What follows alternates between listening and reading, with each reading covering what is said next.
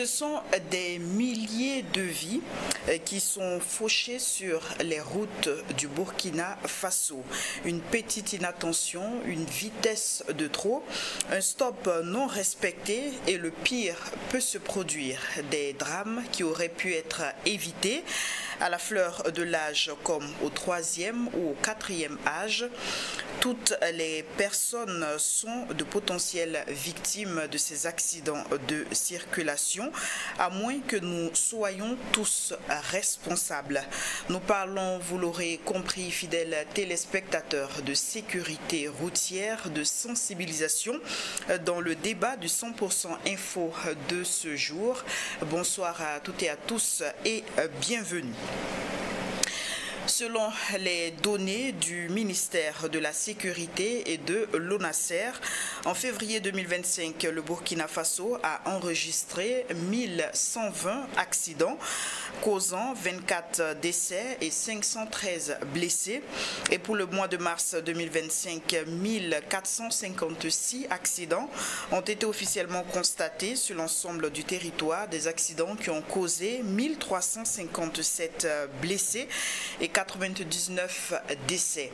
On parle donc de l'insécurité routière et de ses conséquences dans cette émission avec nos invités qui ont bien voulu répondre présent à notre invitation. Je vous présente sans plus tarder le commandant Didier Bazongo. Il est commandant de première compagnie incendie et de secours. Bonsoir et bienvenue. Bonsoir madame. On dit aussi bonsoir et bienvenue à Martin Kieno, qui est le chargé de communication adjoint de l'association Zéro Goutte de Sang. Bonsoir et merci d'être là. Bonsoir. Alors voici donc pour le plateau fidèles téléspectateurs. Sans plus tarder, nous allons passer aux échanges et aux analyses. Alors nous avons donc présenté ce tableau assez sombre de l'état des accidents pour le mois de février-mars 2025. Et il ressort que près de 90% de ces accidents sont dus à des comportements humains. Cela s'entend négligence, inattention, infraction au code de la route. Et les défaillances mécaniques représentent seulement 3% des cas. Alors, je me tourne vers le commandant Didier Bazongo.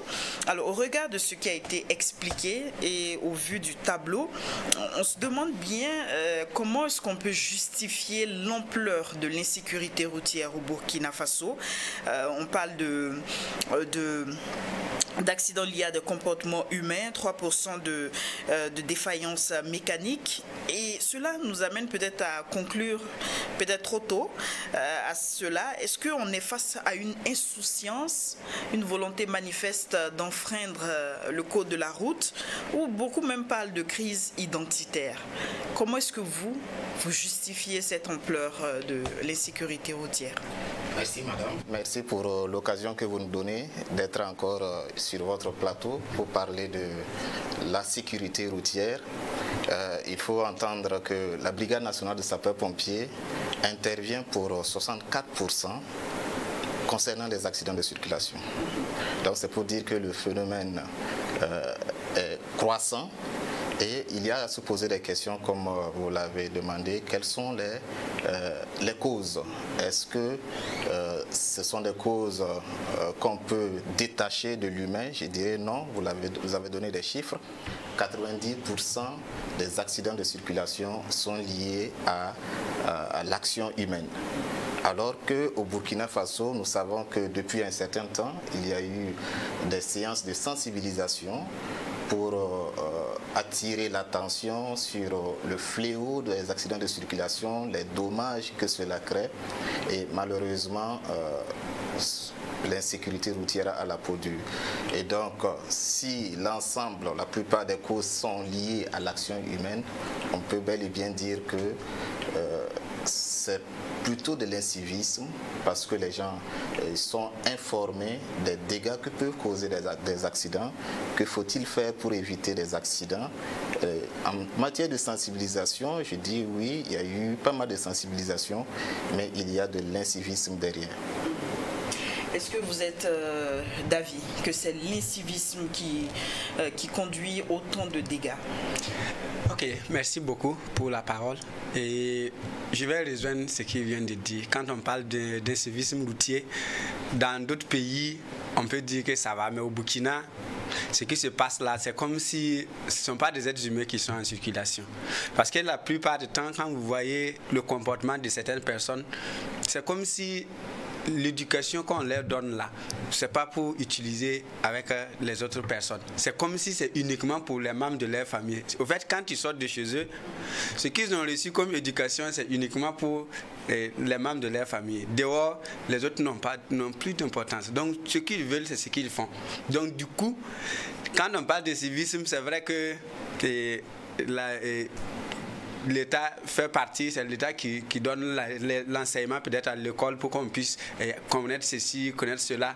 Mais il y a aussi les parents qui doivent aussi jouer leur rôle dans la chose. Donc si toutefois les parents ont donné des conseils qu'ils fassent savoir à leurs enfants là, ce qu'on a donné comme conseil là, c'est pas uniquement à la maison. C'est pour que quand vous sortez, que vous tenez compte que tout ce que vous allez croiser là sont des Burkinabés et tout Burkinabé a le droit de protéger un autre Burkinabé. Et c'est ce qui va faire qu'on puisse éviter ces problèmes que nous vivons. Sinon l'incivisme, on n'a pas besoin même de poser une question. On sait que c'est de l'incivisme. C'est pas la sensibilisation qui manque. On a sensibilisé. Je prends l'exemple, notre association, nous sommes à presque 5 années que nous existons. Et durant ces 5 années, rares sont ces régions où nous n'avons pas été. Ici à Ouagadougou, rares sont ces établissements ou bien ces festivals que nous n'avons pas sensibilisés. Donc les gens ont l'information. Et si on parle d'incivisme, c'est parce qu'on sait que les gens sont au courant de certaines choses, mais qui le font. On prend l'exemple, si quelqu'un est en train de brûler le feu, est-ce qu'on a besoin que quelqu'un nous dise, même ceux qui sont très très loin de Ouagadougou savent que le feu tricolore, ça se respecte. Mais si quelqu'un est à Ouaga ici qui ne respecte pas le feu tricolore, on ne peut qualifier que de l'incivisme. Donc je pense que c'est l'incivisme qui est la base de ce que nous vivons actuellement sur nos voies. Alors on va revenir sur l'aspect des conseils, l'aspect des précautions à prendre. Mais déjà pour établir le diagnostic, on sait qu'il y a eu plusieurs campagnes qui ont été menées par le ministère, par la Brigade nationale des sapeurs-pompiers, l'ONASER. Il y avait même ces messages-là qui ont été affichés au niveau des feux tricolores pour dissuader justement les usagers à s'adonner à des courses folles vers des horizons en tout cas méconnus. Mais bon, c'est difficile, c'est toujours difficile. C'est compliqué, hein, commandant. Et comme l'a dit M. Kenou, c'est de l'incivisme. En matière d'information, je crois que la population est suffisamment sensibilisée. Et à cela, je crois qu'il faut coupler la répression. Il faut derrière la répression une coercition pour amener les gens à respecter le cours de la route afin de rendre plus sûres nos routes. Alors on va aller sur la base de faits. Le 26 février 2025, quelques faits que je vais énoncer. Un accident de la circulation sur la route nationale numéro 1 dans le village de Congolican a fait 22 victimes, dont 4 décès et 11 blessés graves. Le 6 février 2025, une collision entre un car de transport en commun et un camion Ben aux environ 5 km du péage direction Ouaga a fait 6 morts et 6 blessés graves. Le 25 mars 2025, un accident de la circulation sur la même route, la nationale numéro 1, dans le village de Yabasso, à 45 km de Bobo-Dioulasso. Collision entre un camion de tourisme et un camion 10 tonnes, causant 3 décès. Ce sont donc une liste qui n'est pas assez exhaustive. Il y a beaucoup de statistiques qui le démontrent. Alors, commandant Bazongo, est-ce que les grands axes routiers semblent être devenus de plus en plus source d'insécurité routière? Est-ce qu'on est alarmiste lorsqu'on l'affirme? Malheureusement, c'est le cas. Sur les grands axes routiers, nous avons très souvent des accidents. Et malheureusement, quand ces accidents surviennent, les conséquences en sont lourdes. Et vous avez donné quelques exemples, je vais vous donner des chiffres si vous permettez. sur la nationale numéro 1, entre 2019 et 2025, les sapeurs-pompiers ont relevé 101 accidents majeurs qui ont nécessité leur intervention. Et ces accidents de circulation ont causé malheureusement 496 victimes, dont 121 cas de décès, relevés par la Brigade nationale de sapeurs-pompiers entre 2019 et 2025 sur la nationale numéro 1. Les chiffres sont en deçà de la réalité, je peux le dire, parce que très souvent, quand il y a des accidents et qu'il y a mort d'hommes et qu'il n'y a plus rien à sauver, les pompiers n'interviennent pas. Donc c'est juste des constatations d'usage qui sont faites par les forces de sécurité. Et donc il y a souvent aussi des accidents qui surviennent à côté de formations sanitaires où peut-être l'ambulance du district sanitaire à côté va prendre en charge et cela ne va pas nécessiter l'intervention de la Brigade nationale de sapeurs-pompiers. Mais qu'est-ce qui justifie cela? Que les grands axes soient autant source d'accidents? On est tenté souvent de dire que sur les grands axes routiers, non seulement le trafic est très important, et le trafic étant très important, il y a la notion de fatigue aussi qui peut intervenir pour les conducteurs qui parcourent de longues distances sans se reposer. Il y a également des cas d'inattention qui peuvent survenir. On est au volant parce qu'on a parcouru 120, 200, 300 km, on commence à arriver au volant et on perd la maîtrise de son véhicule. Et il y a également que, bon, ça a été relevé, souvent il y a des aires aménagées pour le repos aux abords de la nationale numéro 1 par exemple. Mais combien de personnes ou combien de transporteurs routiers utilisent ces aires de repos quand ils sont fatigués avant de reprendre la route? Donc je crois que c'est lié au trafic important sur ces axes routiers, c'est lié également à la distance parcourue et à l'état de fatigue des conducteurs. Il y a des parades malheureusement qui ne sont pas respectées. Et qu'en est-il justement de la vitesse? Exactement. Les dépassements? Tout à fait, tout à fait. Parmi les causes des accidents, on relève très souvent la vitesse non autorisée ou les vitesses excessives à des endroits, à des coups de route. Plus de 90 km/h. Tout à fait. Je sais qu'il y a quelques années, la notion de pouvoir plomber certains véhicules de transport en commun avait fait parler beaucoup au Burkina Faso. Et en son temps, il était dit que la mesure était, en tout cas, oui, pour plomber les véhicules. La mesure était mise en œuvre. Mais aujourd'hui, quand on est sur les axes routiers et qu'on voit certains véhicules vous dépasser à certaines allures, on se demande si ces véhicules sont réellement plombés. Donc il y a la notion de vitesse excessive. Il y a, j'ai parlé tantôt de la fatigue au volant. Et il y en a aussi peut-être qui peuvent se permettre de conduire en état d'ébriété, sous l'emprise de stupéfiants et bien d'autres choses. Alors je me tourne vers M. Kieno. Au niveau de l'association Zéro Goutte de Sang, quel est le constat que vous avez fait en termes d'attitude des usagers et des conducteurs des transports en commun sur les grands axes routiers? Ok. Et beaucoup diront que quand on prend les voies au Burkina, que les voies sont étroites. Quand vous prenez telle voie, la voie là est petite, c'est pas le problème des chauffeurs, les voies là sont petites. Ok.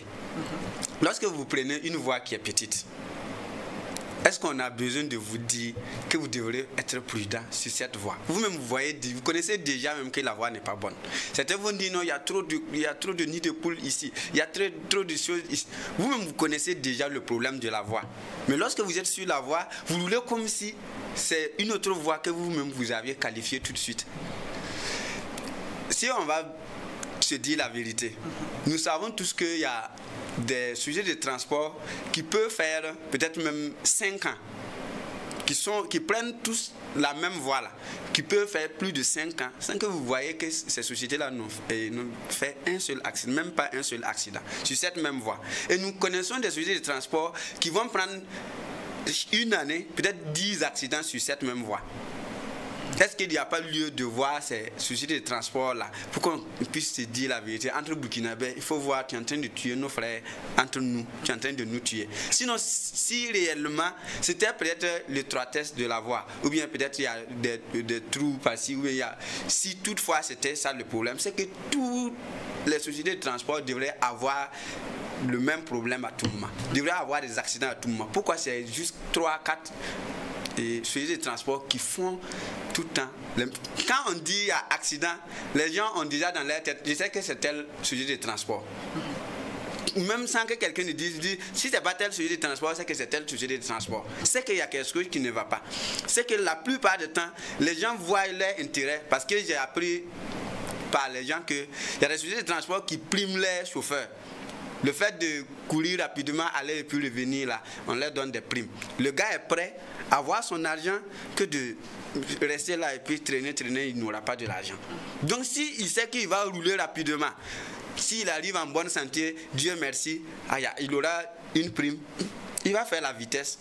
Sinon, si toutefois il y a un contrôle, de sorte que le propriétaire de la société de transport dit, tous mes chauffeurs, vous avez vos cars qui sont là, si vous roulez à telle vitesse ou bien vous dépassez telle vitesse et que vous venez, on dit qu'actuellement il y a la possibilité de mettre des radars sur les cars, de sorte qu'on ne puisse pas dépasser certaines vitesses.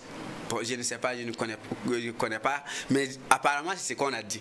S'il y a cette possibilité, pourquoi le laisser et puis on va mettre la vie de nos frères et sœurs en danger? Il y a également que quand vous prenez la nationale numéro 1 du moins, j'avais fait ça de 2017 à 2019. J'ai quitté ici en moto et j'ai parti à Banfora, j'ai parti à Nyangologo en moto. Je vois... Avec casque, j'espère. Sans problème, avec mon casque. Je vois quand certains sujets de transport dépassent une ville, la vitesse dont on parle au Burkina ici, il n'y a pas une voie qui est capable de... Ou sur quelle voie on est capable de faire 100 km. Mais il n'y a pas ces sujets de transport là qui vont arriver, dépasser un village et puis faire 100 km. C'est 120, c'est 140, même dépasser ça. Pourtant, nous savons tous, comme je l'ai dit au début, on dit que la voie est petite. Si la voie est petite, et quand on fait la vitesse, ou bien c'est quand on fait la vitesse que la voie là s'élargit. Ou bien c'est quand on fait la vitesse que les trous là, on arrive à fermer. Mais il n'y a pas que les sociétés de transport, il y a des usagers même qui s'adonnent à ces vitesses-là. Il y a d'autres qui se fixent même souvent des défis d'être à Ouagadougou un tel nombre d'heures ou de regagner Bobo-Dioulasso un tel nombre d'heures. Oui, effectivement, il y a des gens qui préfèrent prendre leur véhicule personnel et qui font la vitesse. C'est vrai que c'est pas bien. Mais moi, je me dis que ça vaut mieux que de prendre 80 personnes ou bien 60 personnes ou bien 70 personnes ou bien 50 personnes et faire la vitesse avec. C'est la vie de... Si on se rend compte à un moment donné que c'est la vie... Moi, je tiens le volant... Chaque vie a une valeur. On ne va pas faire les comparaisons... Oui, c'est vrai. Voilà, de particulier. Un drame est un drame, une vie est une vie. Effectivement. Si, par exemple, un accident d'un véhicule personnel de 3 personnes, si on fait un véhicule personnel de 3 personnes, quelqu'un tombe avec un véhicule de 3 personnes, s'il y a 3 personnes qui sont blessées, par rapport à un véhicule de 110 personnes, si ce véhicule-là tombe, vous voyez pas quand même que, bon, c'est pas bien, mais on peut quand même accepter à quelque part. On va rester dans la dynamique que chaque vie est précieuse. Oui, effectivement. Voilà, on va éviter les drames. Mais sur la question des usagers, justement, on se demande, est-ce que le contrôle fonctionne? Le contrôle mené par les agents de sécurité sur les axes. Lorsque vous prenez les grandes voies, vous voyez la plupart du temps le radar de l'ONASER. Et lorsque ils voient le radar de l'ONASER, le véhicule qui vient de passer va signaler jusqu'à Ouaga. Ah, ils sont là, avec leur code phare. Ils sont en train de signaler, ils sont là. Les gars savent que non, il y a l'ONASER derrière. Ils roulent doucement, doucement. Ils diminuent la vitesse et on dépasse l'ONASER et maintenant on allume. Donc c'est pour dire que normalement, même ceux même qui signalent là, on devrait même les attraper. Parce que la plupart du temps, si le gars a signalé s'il n'avait pas signalé, peut-être lui qui a l'habitude de faire sa vitesse, là va faire la vitesse et on va savoir que lui là il fait la vitesse et puis on va pouvoir l'attraper. Mais lui il va signaler, le gars va diminuer jusqu'à dépasser l'ONASER et après l'ONASER qu'est-ce qu'il fait? Il fait encore la même chose et là ça devient autre chose. Ou bien peut-être qu'on va changer et peut-être les gens de l'ONASER vont changer de contrôle.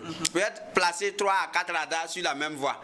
Si on lui dit, il y a l'ONASER derrière, il est arrivé, il a vu l'ONASER, il croit que c'est fini, il continue devant, il y a autre poste de contrôle, peut-être c'est une possibilité. Sinon, si c'est un seul poste comme on a l'habitude de voir là, c'est pas la peine.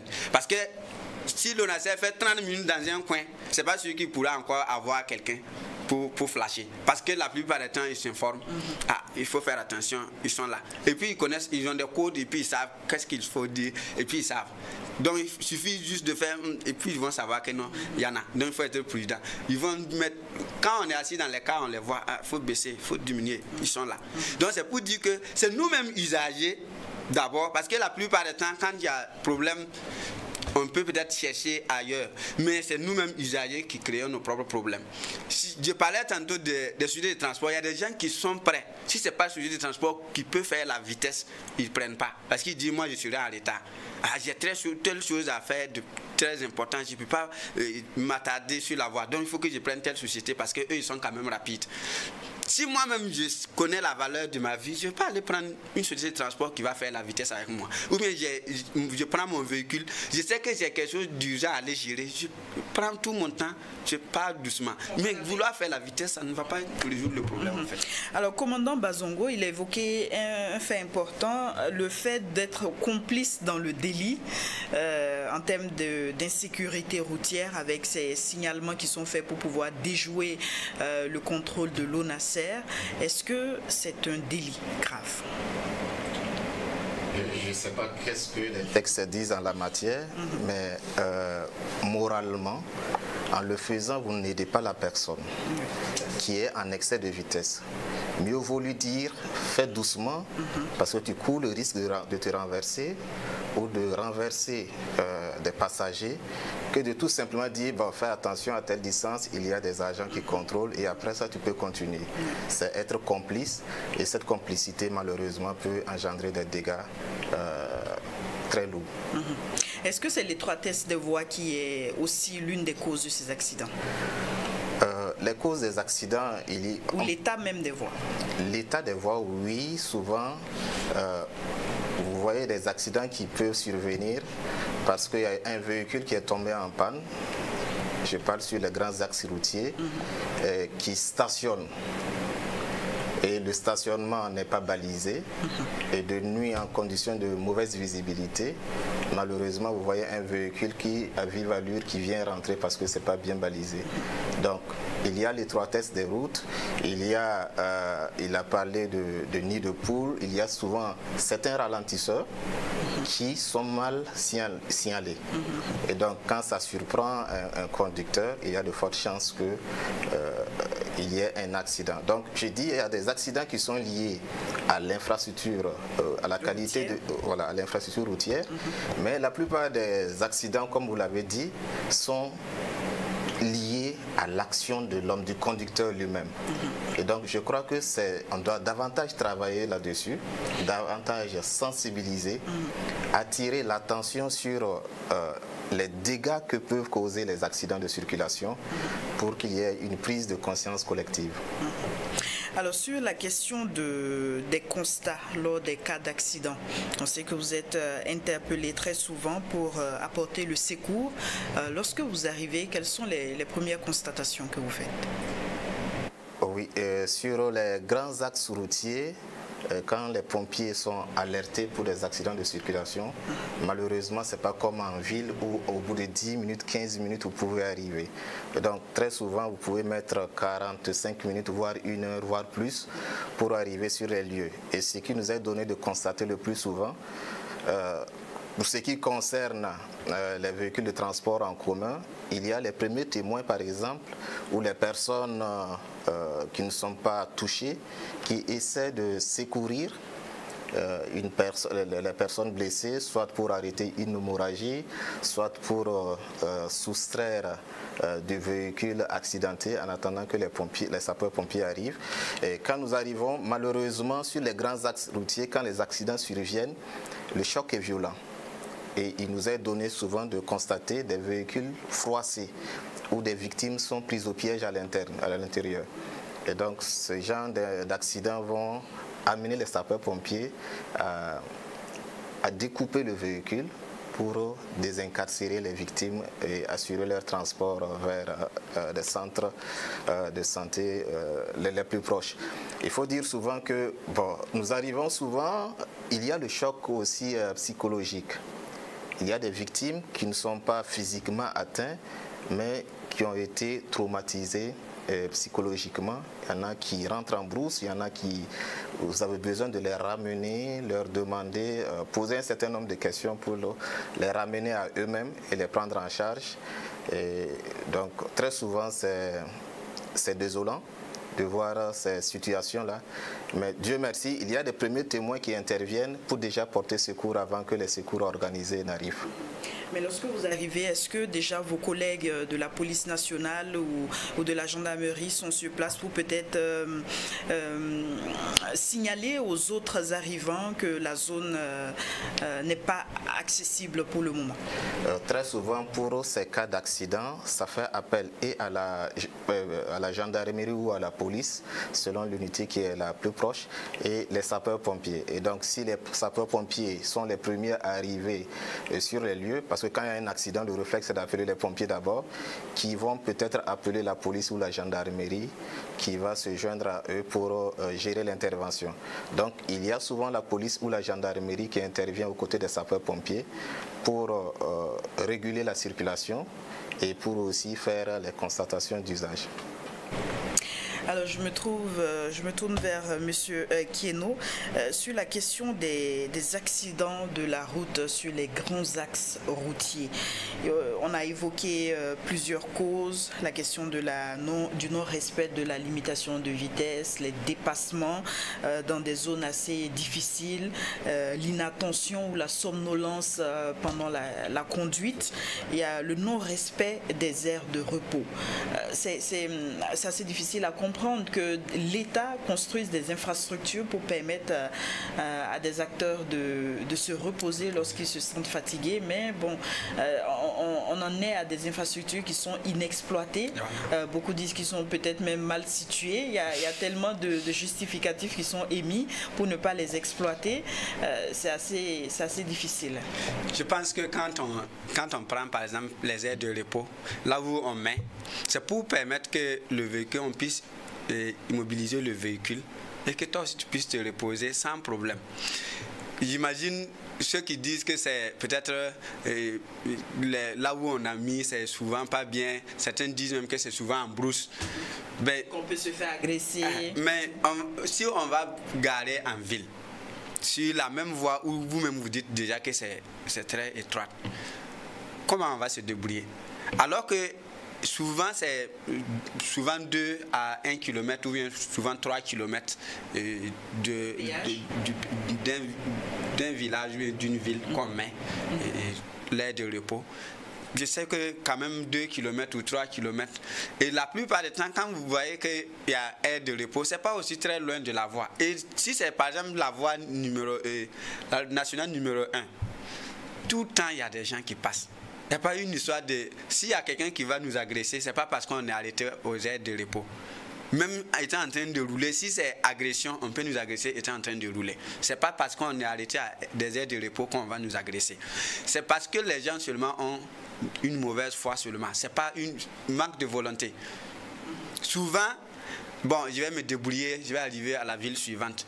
Et ce qui fait qu'il se concentre, il arrive dans cette ville, le gars va aller garer dans un coin où on ne doit même pas garer.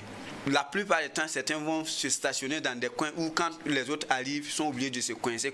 Et ça crée même des accidents. Alors qu'il y a des coins où ils pouvaient rester là-bas, même faire une journée, ça ne va pas déranger quelqu'un. Mais il va laisser... Je prends l'exemple par exemple de l'aire de repos de Sabou. Sabou, c'est juste à l'entrée de Sabou, il y a même la douane là-bas. Mais vous allez arriver, c'est vite. Les gens vont laisser là-bas, c'est au bord de la voie, ils vont se garer pendant que les autres sont en train de vouloir passer. Ils n'arrivent même pas à passer. Alors que l'aire de repos était là, on pouvait facilement aller là-bas. Je prends l'exemple, il y a des services de transport, quand ils arrivent là-bas, on va faire pause pipi. Au lieu de rentrer dans là où c'est prévu pour que les gens puissent se reposer normalement, c'est au bord de la voie. Pendant que nos mamans vendeuses là sont là en train de courir, pendant que d'autres sont en train d'aller se faire contrôler par la douane. Donc quand on arrive là-bas, tout est mélangé. Alors que c'était simple. Arrivé là où c'est l'aire de repos, on part avec le car, on s'arrête, les gens descendent, ils font leurs besoins et après encore on débarque et puis on continue sur Ouaga sans problème. Mais les gens, c'est pas des justifications, hein. C'est juste pour ne pas donner le tort, pour dire non, c'est nous le problème. Non, non. Donc on cherche une solution pour mettre le problème sur quelqu'un. Voilà pourquoi ils disent que non, que les aires de repos là, on ne peut pas utiliser parce que c'est souvent loin de la ville, on peut se faire. Non. Sinon, il y a des coins où, je prends l'exemple de Pas. Pour Pas, peut-être ça vaut 1 km ou 2 km de la ville. Mais ce n'est pas un coin aussi qui est trop coincé, c'est pas la forêt de sorte que isolée de sorte qu'on ne puisse pas s'arrêter. C'est des coins, quand on arrive quand même c'est aménagé, il n'y a pas la forêt aussi autour de ça qu'on puisse s'arrêter sans problème. Voilà. Mais c'est quand même inexploité. Alors en 2024, commandant Bazongo, vous avez présenté une étude, si je peux me le permettre, voilà, une étude sur les accidents de la route impliquant les transports en commun. Alors, vous aviez émis des craintes en ce qui concerne la hausse de ces accidents-là impliquant les transports en commun. Est-ce que cette crainte-là, elle a été fondée? Parce qu'on est en 2025, on est plus du premier trimestre de l'année. Est-ce que cette crainte, selon vous, elle est fondée? Effectivement, en 2024, sur instruction de la hiérarchie, il y a eu une étude effectivement qui a été menée et cette étude-là nous a amené à faire une synthèse des données de la gendarmerie, de la police et de la BNSP sur 5 années impliquant les véhicules de transport en commun. Et je rappelle rapidement les chiffres. Et sur la période de 2019 à 2024, les transports en commun ont été impliqués dans des accidents pour 1303 cas. Et ces accidents ont fait 901 blessés, avec malheureusement 324 décédés sur la période de l'étude. Donc ce sont des chiffres qui donnent à réfléchir. Et malheureusement, cette étude a été faite dans l'optique de toucher les mentalités, d'appeler à un changement de comportement. Et là, nous étions en 2024. Tout de suite, en présentant la situation pour déjà 2025, je n'ai pas les chiffres ici, mais si vous suivez l'actualité, ce qui se passe sur la nationale numéro 1, nous nous posons des questions quant à l'atteinte vraiment de la cible qui était visée, parce qu'il y a beaucoup d'accidents qui malheureusement continuent de faire des victimes et cela nous interpelle davantage à œuvrer dans le domaine de la sécurité routière.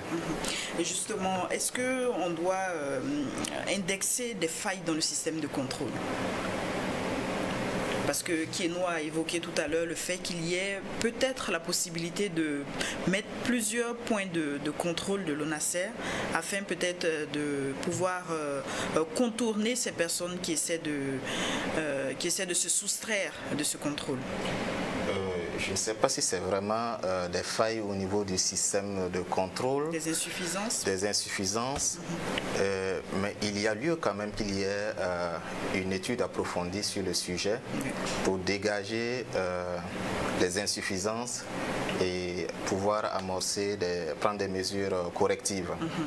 Je prends le cas de la ville de Ouagadougou. Vous voyez qu'à chaque carrefour, il y a un feu tricolore. Il y a la police qui est bien présente, souvent armée. Il y a des volontaires qui sont là pour aider à réguler la circulation. il y a pas mal de points de contrôle. Malheureusement, ça n'empêche pas de voir ces actes d'incivisme.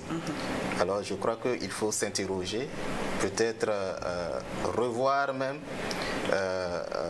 l'enseignement ou l'instruction civique depuis la base, insérer ça à l'école. Je ne sais pas si c'est fait actuellement, mais il y a quand même à se poser des questions, faire le bon diagnostic pour pouvoir apporter les bonnes solutions. Alors, sur ce point-là, on sait qu'il y a des mesures correctives qui ont été mises en place. La question des gilets orange, la question des travaux d'intérêt général qui sont appliqués. Et on a vu en tout cas beaucoup d'usagers inciviques qui ont été pris dans les filets et qui ont été soumis à ces travaux-là. Est-ce que vous pensez que ce sont des sanctions qui peuvent faire tache d'huile et amener les usagers à de meilleurs sentiments? Bon, ce sont des sanctions, mais moi je trouve que c'est toujours petit. C'est toujours faible. Parce que quand quelqu'un n'arrive pas à comprendre que sa ville est importante, on doit l'amener à comprendre ça autrement. Je prends l'exemple, quelqu'un qui arrive au feu tricolore, qui brûle un feu tricolore, c'est pour dire qu'il met lui-même sa propre vie en danger, il met la vie d'autres personnes en danger. Normalement, quand on prend cette personne, bon, comme tu n'as pas envie de vivre à l'aise là, on te prend par exemple, tu fais par exemple un mois. Par exemple, à Samandeni, par exemple, si on prend un exemple, on l'amène à Samandeni ou à Bama, dans un terrain, là où on cultive, là. On cherche par exemple des parcelles où c'est uniquement pour ceux qui ont fait des choses comme ça qu'on amène là-bas. En fait, la personne fait par exemple un mois là-bas. Quand il revient, il voit qu'il y a tel travail qu'il devrait faire, qui est gâté. Il voit que non, il devrait faire son PBS la semaine passée et malheureusement, comme il était de l'autre côté, ça n'a pas pu avoir lieu. Il voit que tout son programme là est mélangé. Quand il revient à la maison, c'est lui qui sera le premier à sensibiliser les autres personnes. Et ce serait très simple. Sinon, si on sort, par exemple, je prends l'exemple, on sort, quelqu'un grille le feu, on le gnoque, et puis il reste là, on lui dit de nettoyer, c'est bien, mais c'est pas suffisant. Et la personne, il va pas apprendre très bien la leçon. Au lieu de faire nettoyer, prendre les sachets là, on pouvait curer les caniveaux. Les caniveaux sont là, la saison pluvieuse est en train de venir. On sera obligé de peut-être chercher des gens pour... Pendant ce temps, il y a des indisciplinés qui sont là. On ne peut pas être indiscipliné et puis ne pas vouloir dépenser. Il y a un gars qui dit que quand on n'a pas l'argent, on doit être correct en circulation. Parce que lui, quand le jour qu'il sort et puis il n'a pas 100 francs, tous les feux, il respecte sans problème. Mais le jour qu'il a l'argent, bon, il peut griller les feux sans problème parce qu'il se dit que si la police le prend, lui, il enlève et puis il paye et puis il continue. Normalement, si on prend quelqu'un qui a grillé feu, on n'a même pas besoin de lui faire ramasser les sachets. Normalement, la moto, on confie, on fait peut-être 1 semaine ou 2 semaines. Ouaralais, sans moto, il va faire comment pour se débrouiller? Si on fait, le gars fait 1 semaine, il n'a pas de moto. Quand il va prendre sa moto, il va savoir que je dois protéger cette moto-là et protéger moi-même ma propre vie. Je me dis que c'est bien, mais ce n'est pas arrivé. On peut encore augmenter, on peut ajouter le piment, on peut augmenter et ça va encore ajouter. Parce que Dieu merci, la population est contente, la population est d'accord. Ils disent, ah, ça c'est une bonne initiative, ça va permettre. Parce qu'on dit que c'est ce qu'on a dit, hein, que le Burkinabé est dur d'oreille. On n'aime pas ce qui est facile. Donc, comme on n'aime pas ce qui est facile, si à travers la sensibilisation, on n'a pas pu amener les gens à changer, à travers les contraventions, c'est-à-dire payer là, on n'a pas pu les amener à changer, quand même, on peut les amener à changer d'une autre manière. Et je pense que ce qu'on a commencé là, on peut durcir la chose et puis ça va en tout cas prendre. Alors au-delà justement des peines qu'on voit, est-ce qu'il n'est pas aussi bon de s'inscrire dans la dynamique des procédures judiciaires? Je ne sais pas si je fais erreur, mais c'est vrai qu'il y a, lorsqu'il y a perte en vies humaines, il y a des procès qui sont menés et que les responsabilités soient situées. Mais ici, est-ce qu'on ne doit pas plus aller dans la dynamique d'attaquer, bon pas attaquer, mais d'assigner certaines compagnies de transport en justice peut-être pour répondre. Si les faits sont criards et que ce sont ces mêmes compagnies qui sont encore indexées dans des cas d'accident. Est-ce que ce ne sont pas des mesures comme ça vers lesquelles il faudrait aller? Peut-être les familles même des victimes pourraient penser à aller en collectif, intenter des procès contre des compagnies bien précises, peut-être pour pouvoir avoir gain de cause, et peut-être cela peut faire effet boule de neige. Oui, tout à fait, tout à fait. Je trouve que c'est dans l'ordre normal des choses que quand on subit un préjudice, qu'on puisse situer les responsabilités et obtenir réparation sur le faux. Et donc, dans cette dynamique, souvent, nous voyons qu'il y a des procès qui sont intentés contre X pour un accident de circulation qui a malheureusement, c'est qualifié généralement de homicide volontaire ou involontaire. Dans tous les cas, les responsabilités seront situées, et s'il faut que ce soit les conducteurs ou les promoteurs de ces sociétés de transport, ou bien même si c'est à titre individuel, que des sanctions puissent être prises à l'encontre des fautifs. Cela pourra davantage dissuader. S'il y a par exemple un procès de ce genre qui est bien médiatisé, ça pourrait conscientiser davantage. Je crois que c'est une bonne chose. Vous êtes de cet avis? Je suis d'avis, et je veux même qu'on ajoute autre chose. Peut-être seulement d'aller en justice et puis, bon, là, en attendant, on va dire non, il faut payer ceci avec combien d'emprisonnement avec sursis. Je prends un exemple. On a remarqué telle société a fait un accident. On décide, on dit, vous faites 1 mois, ou bien vous faites 2 semaines, votre société de transport là ne bouge dans n'importe quelle suspension de 1 mois ou bien 2 semaines. Et puis on est là calé. Je ne pense pas que quand ils vont reprendre, ils vont permettre à leurs chauffeurs là, de rouler comme ils ont l'habitude de le faire. C'est eux-mêmes qui vont dire, ah, celui qui fait ça là, moi-même je le chasse. Parce qu'il ne va pas s'hasarder, parce que c'est en une journée ce qu'il gagne, en 2 jours ce qu'il gagne, en une semaine. Si on fait 2 semaines sans travail, je pense que peut-être même l'histoire de justice, là, le gars va dire, lui il préfère même aller en prison que de subir ce qu'il va subir en 2 semaines. Je me dis qu'il faut durcir le ton sur certaines choses. Si on s'amuse, si vous vous amusez avec la vie de quelqu'un, normalement, on doit vous devrez regretter d'avoir fait cet acte-là, parce que c'est pas vous, même votre vie, vous n'avez même pas le droit de vous amuser avec. Ne parlons pas de la vie des autres personnes. Tout à fait. Alors on va aller dans la dynamique de la sensibilisation. C'est aussi un volet que vous maîtrisez bien, la sensibilisation sur la sécurité routière. Quelles sont les actions que vous menez dans ce sens? D'accord. Parlant de sensibilisation, c'est en tout cas notre travail. Parlant de sensibilisation, vous nous avez reçus ici plusieurs fois, comme d'autres plateaux télé aussi. Il y a les radios également. Au-delà de cela, les écoles. Dans les écoles, il y a eu un moment où on demandait de la permission dans les différents établissements. On pouvait même passer toute une journée dans un établissement, et toutes les classes qui n'ont pas cours, telle heure, on rentre là-bas, on sensibilise. Telle classe n'a pas cours, telle heure, on rentre là-bas, on sensibilise. On demandait, et chaque année, on fait une demande au niveau de la direction régionale de l'enseignement, et qu'on gagne cet accord-là. On passe dans les établissements, on fait les sensibilisations. Également, vous nous verrez chaque fois dans les carrefours. Même pendant les jours de fête. Même jours de fête, nous sommes là. Parce que notre objectif, c'est d'amener les gens à devenir des gens normaux. Parce que ceux qui circulent mal là ne sont pas normaux. Sont pas des gens normaux. Donc du coup, nous voulons que les gens deviennent comme les autres pays, où quand on arrive, on sort et on n'a pas peur qu'on va revenir à la maison en bonne santé.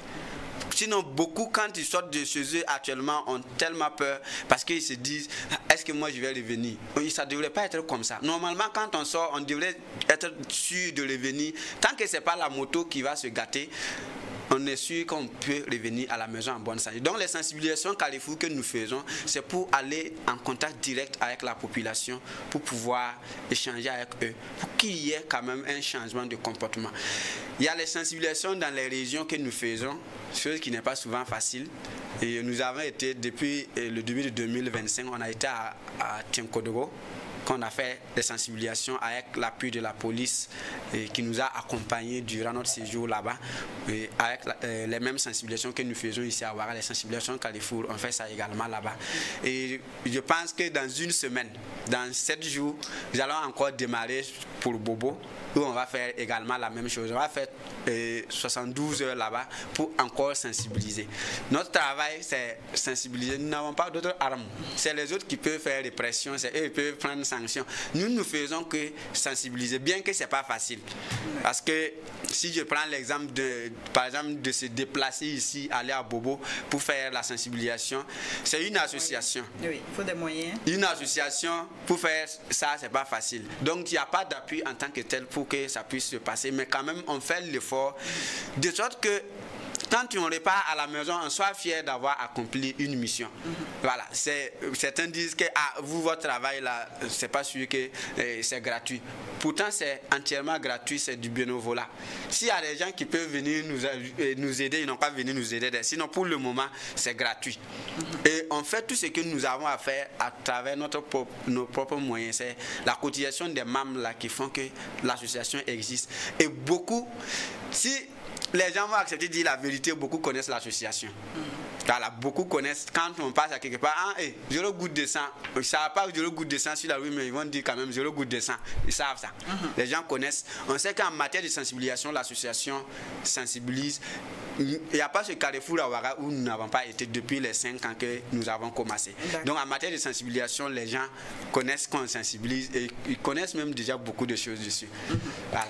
Alors, on va se tourner vers le commandant Bazongo. Comment est-ce que vous appréciez ces initiatives de citoyens, les associations notamment, qui aident dans la dynamique de lutter contre l'insécurité routière à travers la sensibilisation, l'interpellation et le conseil même? Oui, il faut dire que le phénomène des accidents au Burkina Faso, en tout cas, a pris une ampleur inquiétante. Et Dieu merci, il y a beaucoup d'associations qui œuvrent dans ce domaine, qui font dans la sensibilisation pour sensibiliser sur la valeur même de la vie. Sensibiliser sur les comportements à adopter sur la route. On a l'habitude de le dire. Tout le monde, chaque jour que Dieu fait, emprunte la route. C'est par la route on se rend au travail, par la route on se rend à l'église, on se rend partout. On ne peut pas passer une seule journée sans emprunter la route.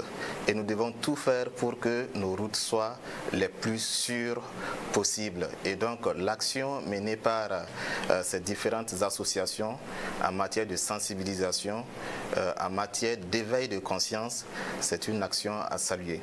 Et la Brigade nationale est également fait dans la prévention en sensibilisant notamment dans les établissements scolaires. Et nous faisons très souvent également des journées portes ouvertes quand nous avons l'occasion de recevoir des élèves ou des associations qui nous visitent.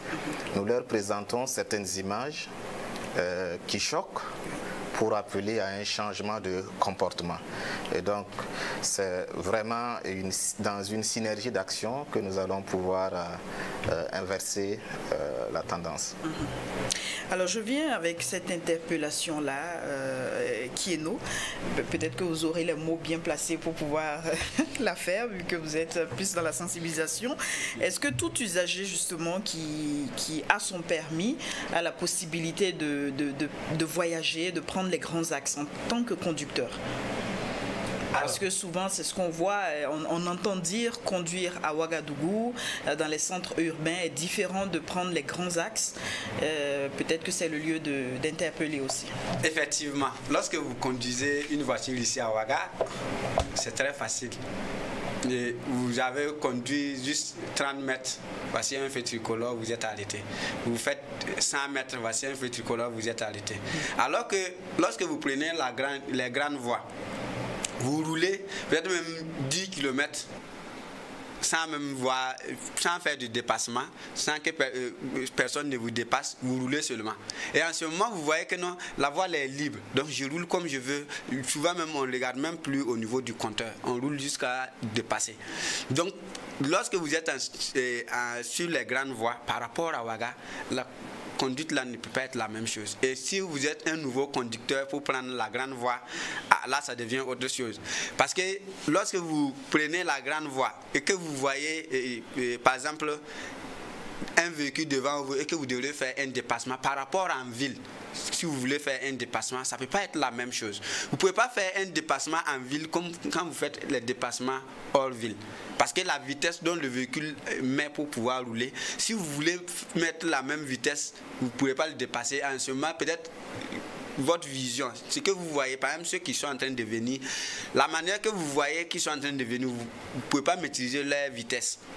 Si vous n'arrivez pas à maîtriser cela, c'est pas sûr que vous allez pouvoir faire un dépassement sans qu'il y ait un problème.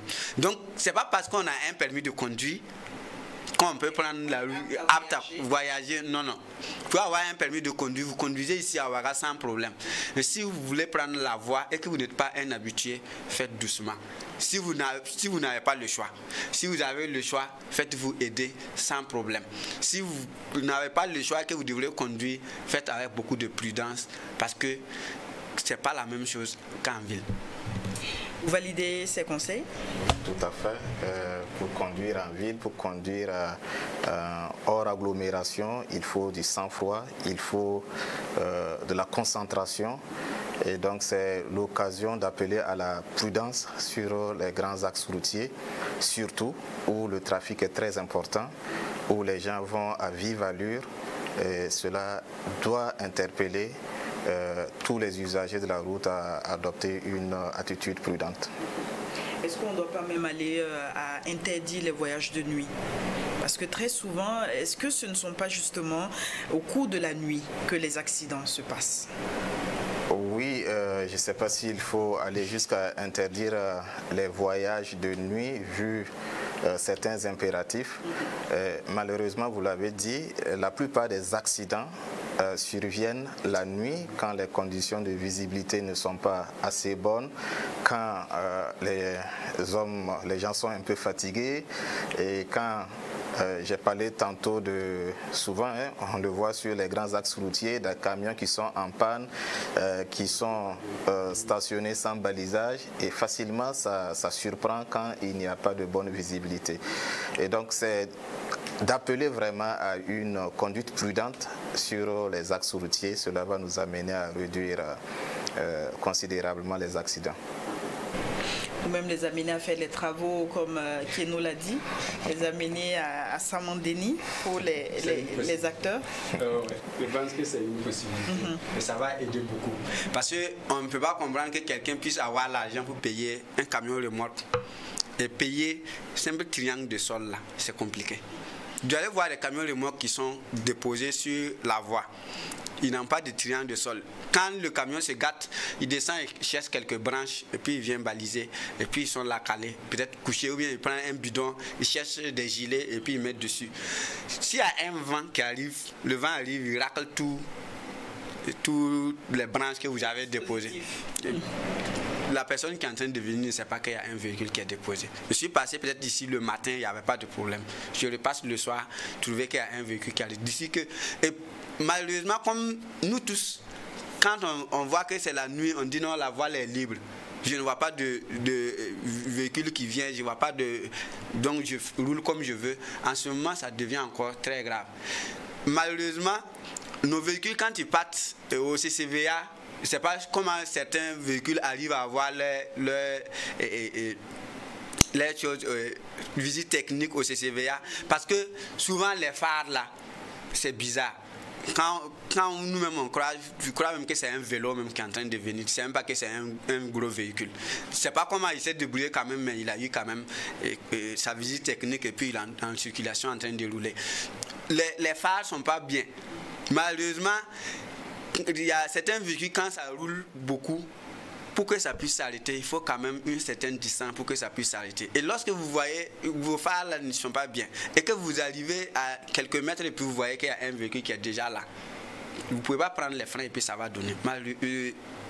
Forcément, il y aura accident. Et là, ce n'est pas intéressant. Donc, on devrait, au fait, à un moment donné, oublier l'histoire des papiers là, et être, au fait, conscient dire ce que moi je suis en train de faire là, je suis en train de mettre la vie de quelqu'un en danger. C'est vrai que si je pars au CCVA, je sais faire peut-être par telle méthode je peux avoir ma visite technique et puis il n'y aura pas de problème. Mais est-ce que consciencieusement, quand tu es assis, tu regardes, est-ce que ce que tu es en train de faire là, est-ce que c'est humain, est-ce que c'est bien, est-ce qu'à travers ça, ce que tu es en train de faire là, est-ce que ça va t'arranger? Normalement, c'est ça que nous devrons faire penser, nous, en tant que Burkina, parce qu'avant, le Burkinabé, on a dit, il est intègre. Donc, normalement, tous les Burkinabés intègres là doivent savoir qu'il y a certaines choses qui doivent bannir.